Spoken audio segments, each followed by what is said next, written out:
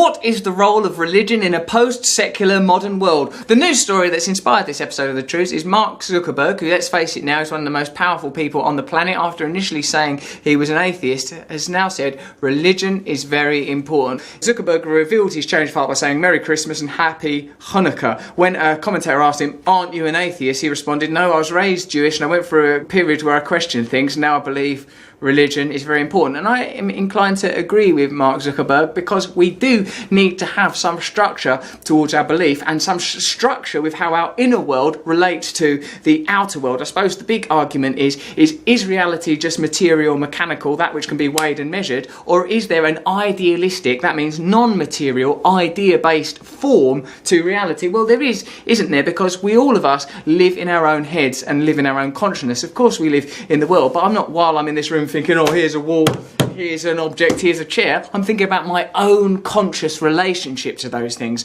And what is the forum, the social sphere in which all of these consciousnesses intersect? What are our codes? What are our contracts? When you strip away, for example, the role of Christianity in Western democracies, what are you left with? How do people interface with one another? Who is providing the moral barometers? Well, I'll tell you now, it's obviously the powerful, the big businesses, them what dominate. The story that we wanted to interpose and compare the Zuckerberg announcement or utterance with is the rise of fantasy films. What is the role of cinema? Filmmakers like David Lynch, at least, seem to understand that it's closely correlated to our dream life. I've heard it said that we don't only dream when we're asleep, we dream when we're awake too. All the time you're in your mind going, oh no, what should I do about that? Oh, that was a bad thing when that happened when I was a little boy. I wonder if I'll ever see him again. Should I have done that? What if that happens? You are constantly speculating and building ideas, structures and patterns within your own consciousness that you don't really even feel like the author of. It just feels like a meteorological system passing continually through your mind. Well, fantasy films in particular, I suppose, provide a format upon which to project your role as the conscious hero of your own life, the author, the experiencer of your own existence. Look at the fantasy films that have done well in 2016. Of the top 20 in America, there are only 2 non-fantasy titles. In Britain, there are only 4. Let's have a look at some of those top 20 films in America. 1, Finding Dory. My family! They're out there somewhere. I have to find them. Pure evil. No, it's probably brilliant. 2, Captain America Civil War. Final warning. I could do this all day. And then Star Wars, which of course drew heavily from the work of Joseph Campbell, the mythologist who found a universalism in mythologies, meaning like the religions and folktales of the world, of course all coming from human consciousness or the human psyche, have common themes. We're all worried about death, we're all worried about whether or not we can be born again or renew ourselves or have real connections. In this time where our churches are emptying, as Damien Walter from The Guardian said, and our cinemas are filling, is it that we're simply exchanging one belief system of religion to another one of fantasy? We have hope. Rebellions are built on hope.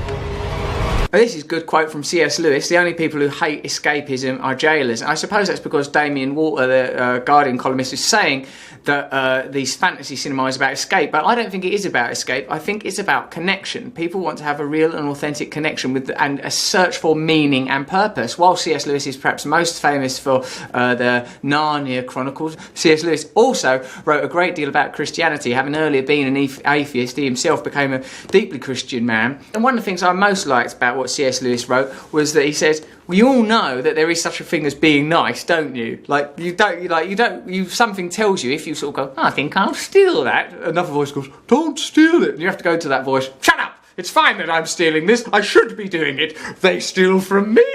Right? And he's saying that very impulse is not the result of inculcation, indoctrination or socialisation. It's simply something in you, something in your essence knows what goodness is and indeed compels you to be good.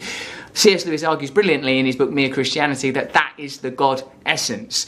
And I suppose those messages stripped away because of the corruption in, church and the confusion around violence in religion and people using it to dominate, control, marginalise and malign certain groups, means that the essential core messages of religion of life beyond death, meaning, in my view, consciousness beyond material, and fraternity and brotherhood between all of mankind, meaning our individualism is only an illusion and that we're all one. We are, as Bill Hicks said, one consciousness experiencing itself subjectively. Those messages are lost because those messages are not helpful if all you want to do is sell people like Kit Kats and Peugeots. You don't want them thinking, well, I'm just consciousness, I won't bother buying a Peugeot. This consciousness don't need a Peugeot. You have to go, you do bloody need a Peugeot.